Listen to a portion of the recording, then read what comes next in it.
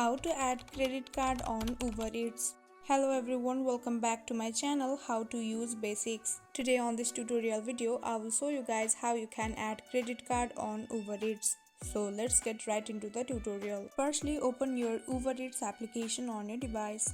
Once you are here on this page, now click on that account option at the bottom right corner. Again, from the three different options at the top of this screen, click on the second option, Wallet. Under the payment methods, here you can see add payment method. Click on it. Now here you can see 5 different options. So in order to add the credit card, click on last option, credit or debit card. Now enter the details like card number, expiry date, CVV, country, zip code and nickname, which is optional. Once you entered all of the information properly, finally click on save and you are good to go. In this very easy and simple way, you can add credit card on Uber Eats. I hope you guys found this video helpful. Don't forget to drop a like and subscribe to my channel. Thank you.